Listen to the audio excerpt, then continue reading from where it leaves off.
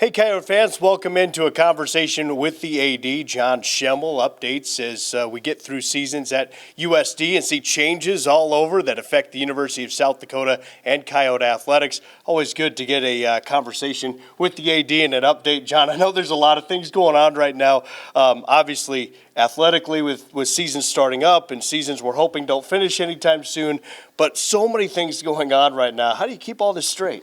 Yeah, a lot of great staff, really, you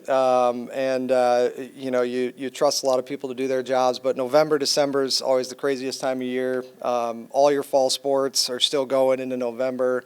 You got your basketballs kicking off. Now you got swimming, indoor track season kicking off. So a lot of things going, but it brings a lot of energy and excitement, and that's part of what we love doing. There's always going to be conversations about things that involve Coyote athletics and maybe just the university in general. One of those hot topics recently was the high school football championships, which of course have been hosted at USD for a number of years, minus the year that we were doing renovations, things like that. Hot topic this year was USD decided it was going to charge for parking in the main lots, and not every lot, but some of the premium parking lots. What goes into that decision? I know when all that started to come out, it kind of felt like negative light was being shined on it. What was kind of the decision process there? Yeah, I mean, really, the process started about this time a year ago. Looking at, one, we're in a 15-year agreement, which is a long agreement, and there's no change in that financially or otherwise. And so really, I started looking at what are the opportunities to add some things or change some things in that would make it more financially stable for us. In doing so, in the couple years that we have left on the remaining agreement, we love hosting high school football. We have every intent of continuing that, and hoping we can do that too. But really, it just came down to what the options were per the contract, and parking was that. And so looking at parking, but also it was consistent with what South Dakota State did the year they hosted it. So I talked to Justin Sell about what they did, how they did it. I talked to my brother, did the contract at Northern Iowa when he was the deputy AD there. They host high school football there. So talked to him, and he's at Tulane now, but talked to their staff that's there. Our contract is certainly a little bit outdated, and really puts us in a position. We're not trying to get rich off this event, but we're certainly not trying to lose money, right? And I think financially, when you look at just our hard costs, what the contract was, but then I think things that we've gotten accustomed to the last couple of years is we're adding in our staff time and all of these things. We shut our ticket office down for 3 days. So not only are they selling for state high school football, but they're not selling for us. There's a cost to that. And so how do we attribute all those things into what we're doing? But then also we want to provide a good experience to everyone that comes here, and there's a cost to that, right? And so we need to make sure, when those expenses are coming out of our pockets, that we have revenues coming in to help support those. And this was the opportunity to do that. And certainly as we get into the next iteration of the contract, we're not looking to price anybody out, do anything like that with the State High School League. But there'll be other things that we can look at that are a little bit more convenient than a cash paid, parking ticket option. But per the contract and per discussions with the State High School League, that was really our only option to go with this year.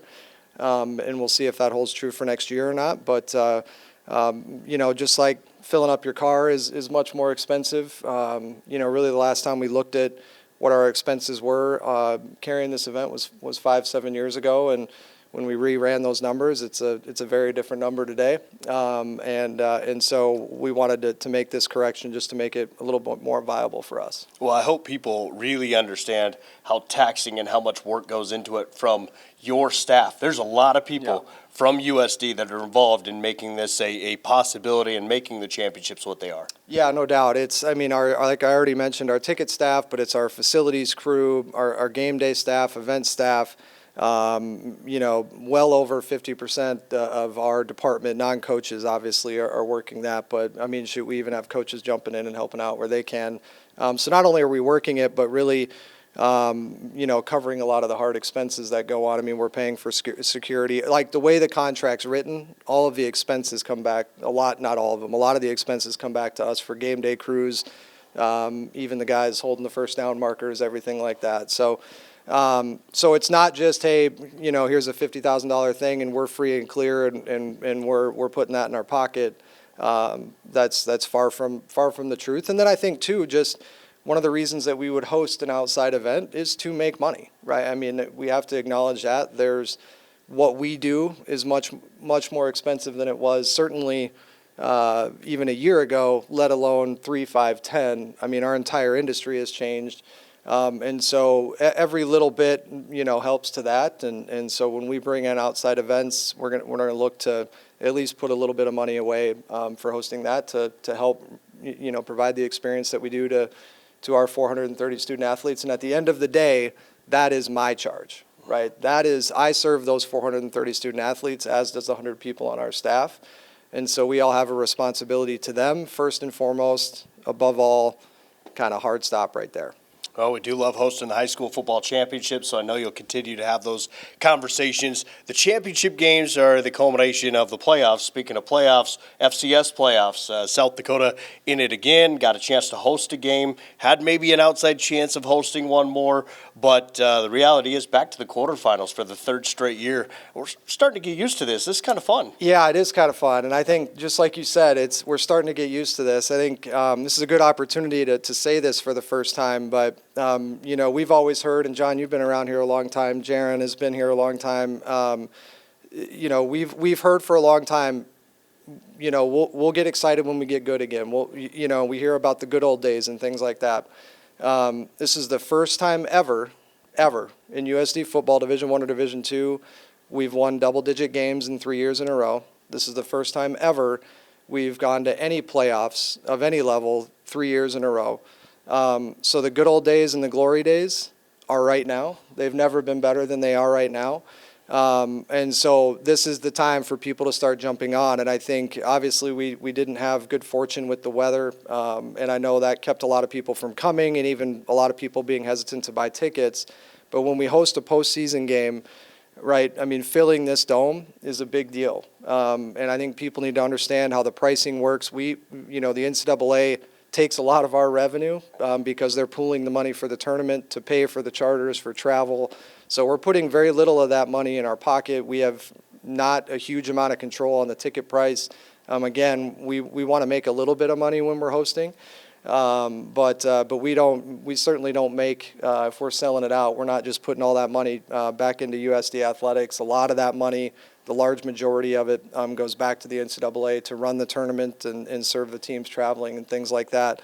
But that's kind of the next step for us, is for our fan base to start showing up. And it's not just the financial aspect, it's the impact you guys have on the game. The South Dakota State game was unbelievable.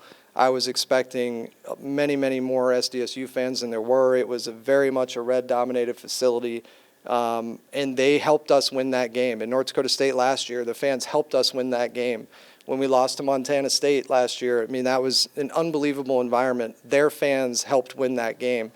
Home field advantage is real, but not when there's 3,000 people in the building, right? And you can hear quarterbacks saying hut and clapping, and we need to fill this building, and I think that's the next step for us as a program, as a fan base. And I think as we look ahead to, obviously we can't host anymore this year, but as we look ahead to next year, certainly the call out there, because it's not just the financial aspect, but the impact you all have on the games. When we're bringing recruits in, and we're bringing recruits into every game, when they see that, whether it's football, basketball, anything, you might get a commitment out of an environment like that. I know we got a lot of commitments that SDSU weekend. Yep. We had a lot of recruits here. And they saw that crowd and heard what it sounds like in here. Even though we don't have a 20,000 seat stadium, it's louder than most 20,000 seat stadiums when we have 10,000 people in here. So you guys, you fans make such a huge difference in everything that we do.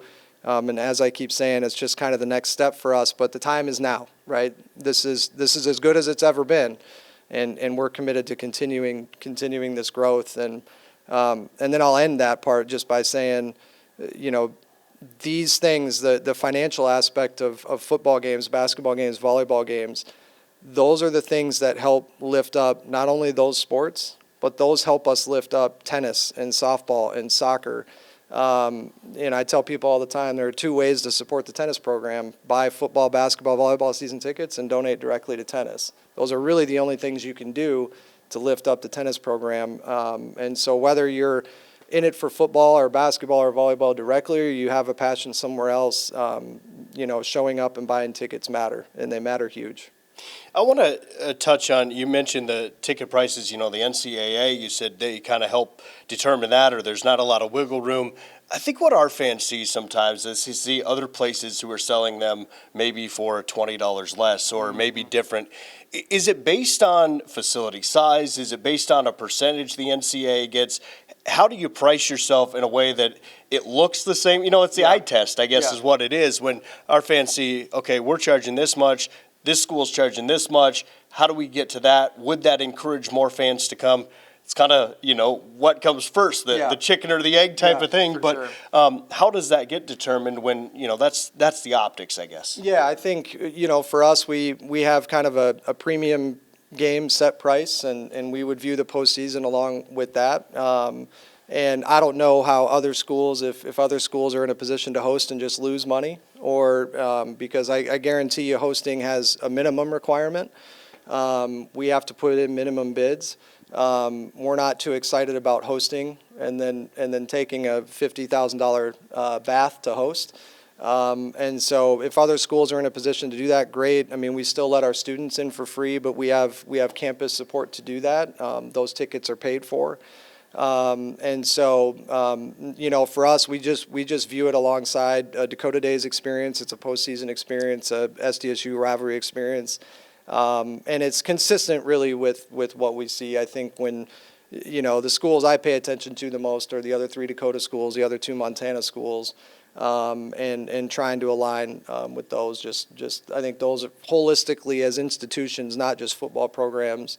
I think those are the universities we align with the most, and so we all tend to look at each other quite a bit and copy and steal from each other with good ideas and I guess maybe some bad ideas, but nonetheless we're all kind of not too far from each other, and that's pretty intentional. You mentioned the minimum bid and things like that. Now we're away from the idea of in round one it's a war on who can bid the most, but even though you're a top seed or whatever, and you get a host, every round it costs more and more money to host. I think that's important for people to understand that even though the bid process in round one is gone, it still costs you money to host if your facility is available. Yes, that's absolutely right. And there are people that in universities that have passed on opportunities to host for the financial reasons, regardless even of other circumstances. One example is more of a scheduling thing, but even if Illinois State was the number 9 seed this year, and they would have been hosting 9 seed, and they would have been hosting a game in the first round, they wouldn't have been able to host. And that was more because of a scheduling conflict. But the same thing can be true for financial reasons, right? So there's minimum bids and requirements for us to do. And as I mentioned before, it all pools back together into help the NCAA to pay for the charter for us to go to Montana here this weekend. Well, I'm confident if South Dakota's in position to host games, you'll do everything you can to host that game and have it right here in the Dome. Very much committed to that. Yes, very much committed to that.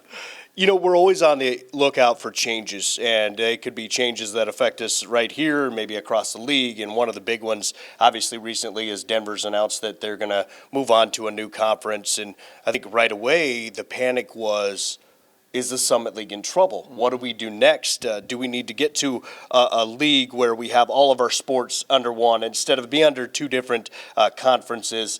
What kind of impact does Denver leaving have on us right now? Yeah, I mean, listen, everyone's initial response is, oh no. And, obviously 8 is a tedious number and a little bit scary when you look at it. There's actually a lot of advantages to 8. One, we all split more revenue. We get a greater share. Most of our revenues don't drop overly significantly. So that's not, our Summit League basketball tournament's going to make just as much money. Now we're splitting it 8 ways instead of 9. So there's a lot of good in that. I think it just comes down to the commitment from the 8 schools that you have. And obviously for us and for me, and I think our fans, and I've said this a bunch, our alignment really starts and ends with the 3 Dakota schools, right? As long as we're playing competition against the other 3 Dakota schools, we are exactly where we need to be. And then I feel great about, in fact, we had a call this morning with the other Summit League ADs, with ORU and UMKC and Omaha and St. Thomas. I think we're all committed to where we are. I think we all understand the environment we're in college athletics, and it's kind of the constant change that we have. But setting football aside, and all the schools, with the exception of UMKC and ORU, have some combination of another revenue-generating sport, being football or hockey or both, even in some cases. And so we all kind of get used to, we're not in the all-sport conference. Some have a football and a hockey conference. Obviously, all the Valley schools have the Missouri Valley Football Conference, which is still the strongest conference, in the country. I don't think anyone's, maybe the Big Sky, is trying to argue their way into that. I think it's just something we continue to work through. But I think there's a lot more advantages in the short term. The revenue we already talked about, it makes us pretty lean. But as long as there's commitment from those 8 schools, and there is commitment from those 8 schools, I actually feel great about it. And, I think the worst thing we can do is just start chasing membership, pulling in people here that really don't align with what we're doing. And geography will always be our biggest challenge, right? You pull up our conference now, and it is literally a line down I-29 from North Dakota to Oklahoma, and then you have someone 3 hours east of that in Minnesota. So it actually, geography works about as well as it could for any of us. And you start looking at other schools and other conferences, the challenges are pretty obvious there. And so, we're a bordering state with Montana, but, it's not anywhere close to get to either of the Montana schools. And certainly you add Idaho's and other Big Sky teams. It's just the geography, the mountains spread us out quite a bit west, and then east, obviously, you got the Valley and other schools, but the Valley still sees themselves as a step above us and everything but football, obviously, which I don't agree with, but that's their perception, certainly in basketball. And then Horizon has a good league that fits for them. And so, there's just no obvious answer. And then even if there is an obvious answer, they have to want to move, right? And nobody, for the most part, none of the schools that people would say, well, that's an obvious one, they're probably not interested, right? They're where they want to be. So there's a lot that goes into it. But as far as the 8 goes, and Denver leaving, other than just being at the number 8, I actually think it's a great thing. I think as the waters have calmed a little bit on that, I think all 8 institutions feel the same way. I think some people get concerned about some of the other sports like baseball. We get very limited with losing. Obviously, Denver didn't have baseball, but you start to get some of these that you worry about. Then there's always the conversations. I never know if they're just media conversations or not, but should this school go FBS? Should this school go FBS? Do you get concerned with that much? Right now we're enjoying what we're doing, and we're trying to put ourselves best foot forward at the FCS. How much is that on your mind? How much do you worry about some of that? Yeah, I think, again, for me, the sanity has come from falling back to the same thing I said earlier, right? If we're Division I or Division IX, I don't really care as long as we're playing the other 3 Dakota schools. We're where we should be.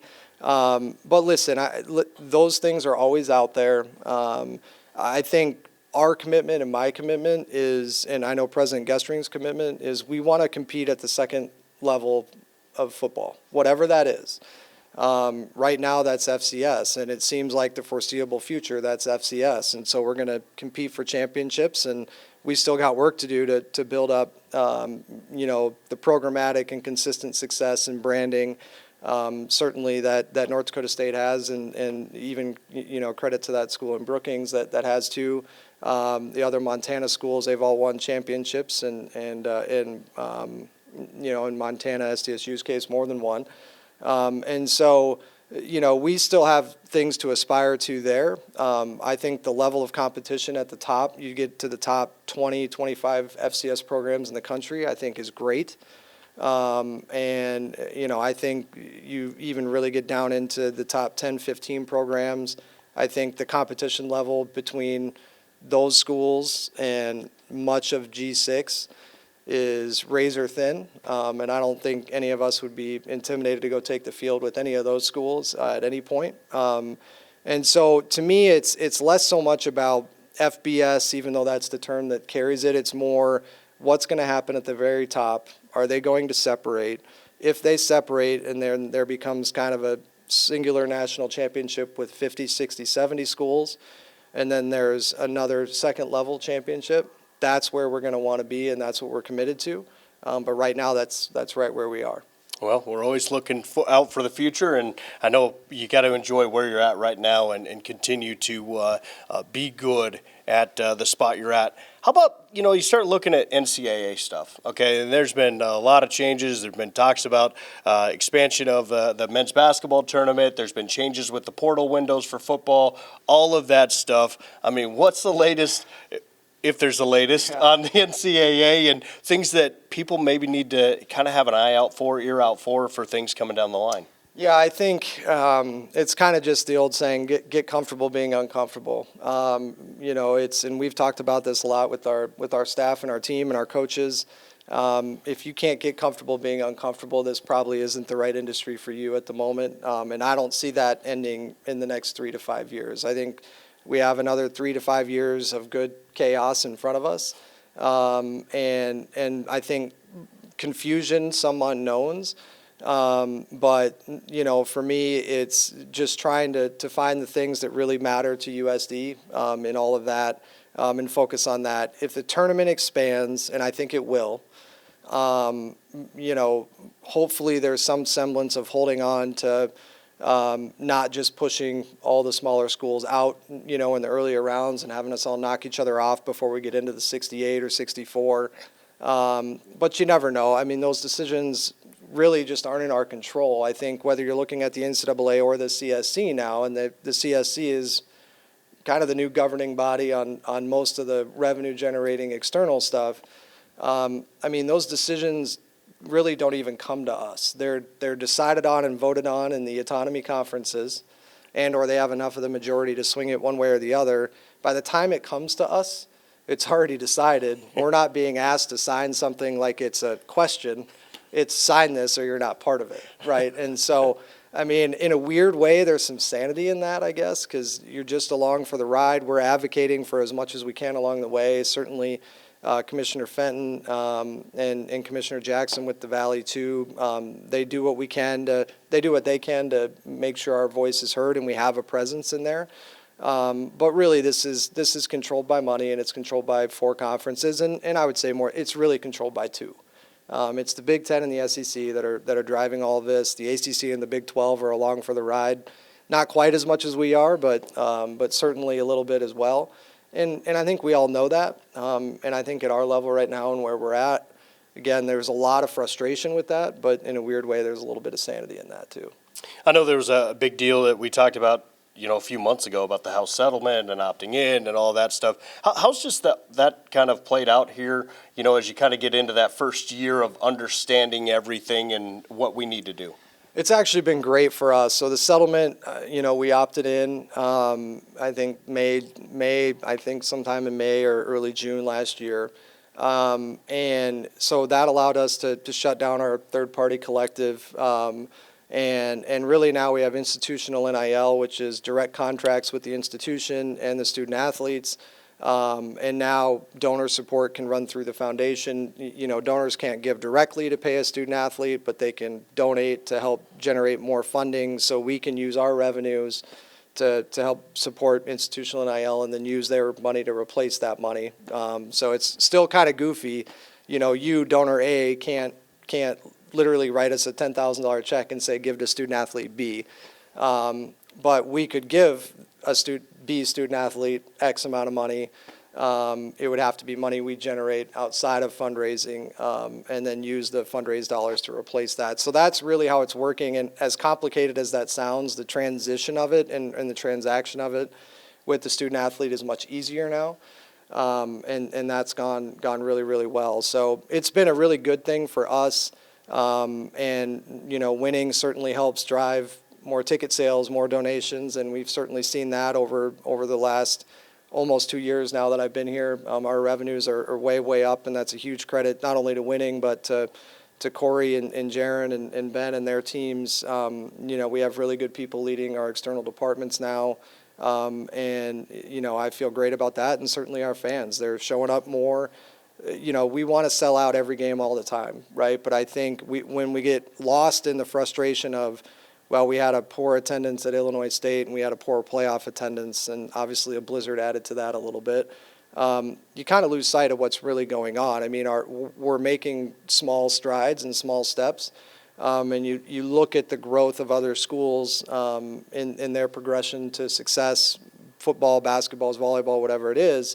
We're right on track, and we're kind of mirroring those incremental steps.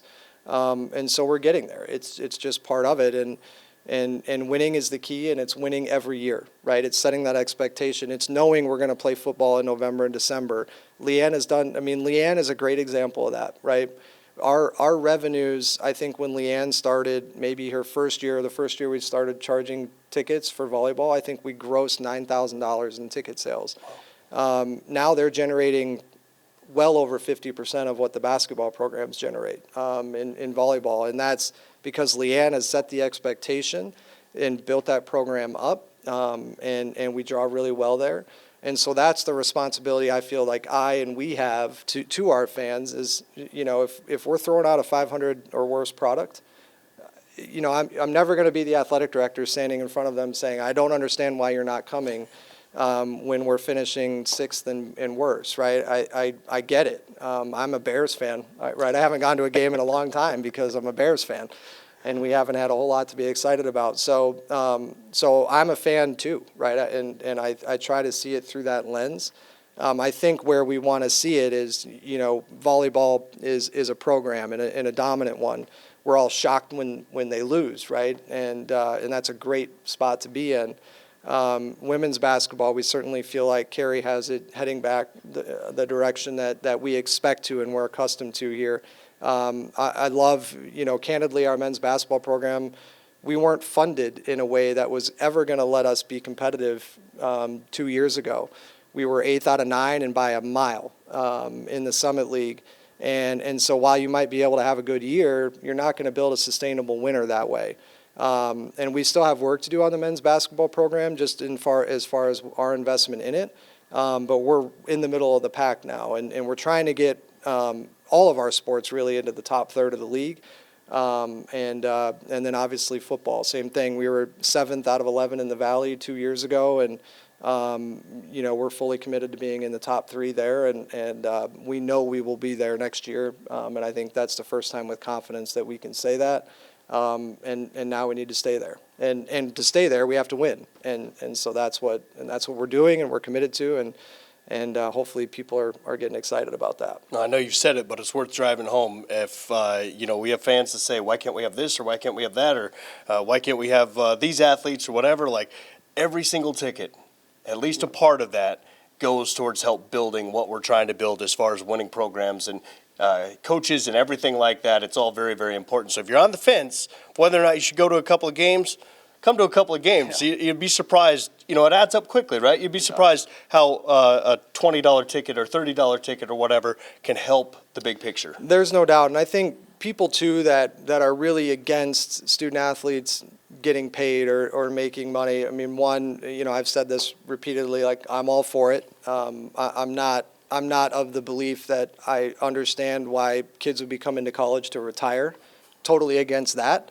And I think that's ridiculous. But for them to earn money, I was a student athlete, and I know what I went through as a student athlete. And so I'm all for that, and supporting these kids and helping them live a comfortable life while they're here with us. But to that point, opting in and the rev share opportunities, it's not just the institutional NIL. We can offer far more scholarships than we ever have been able to now, because there's no scholarship limits, it's just roster limits. So football, we used to be restricted to 63 total scholarships. Now we can go all the way to 105. But there's a cost to that, and the institution can't give us money for scholarships. That's a South Dakota state policy.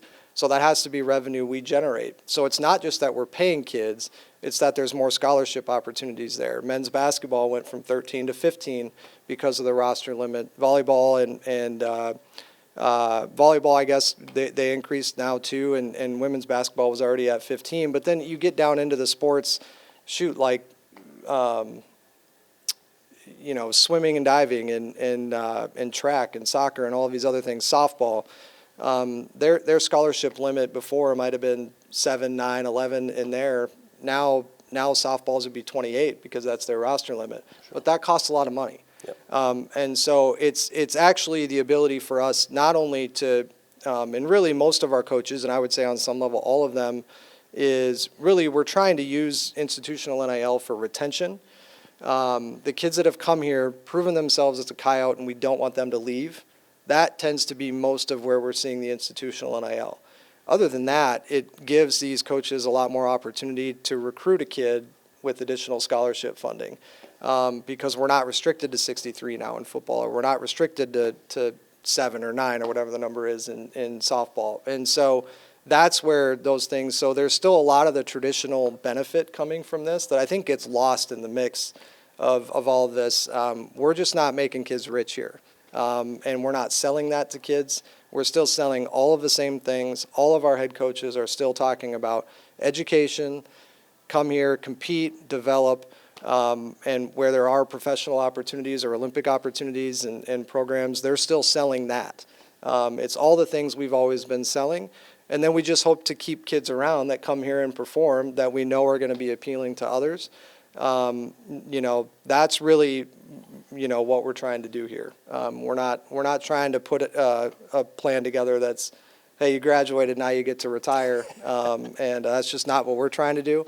And I do think it's ridiculous that there are legitimately student athletes that can do that. By the time they're 22 years old, they can, whether or not they graduate, they can probably be in a position to retire. And some of these student athletes, whether or not they ever play in the NFL or the NBA or whatever, they might be able to retire. I mean, it's just nuts. And that's where the NCAA has completely lost control of this, and that's even disappointing for me to see. Well, I think if you find a model that can get rich quick, I think a lot of us will be searching for another year of eligibility to try to figure out a piece of the pie there. No doubt. John, great stuff. Really appreciate your time as always. I know there's always hot topics, a lot of discussion, and so we appreciate your conversation, elaboration on some of this, and I know that you've always had at heart the best interest of the student athletes and the University of South Dakota. Yep, absolutely. Love doing it, and appreciate the time, John, and as always, go Yotes.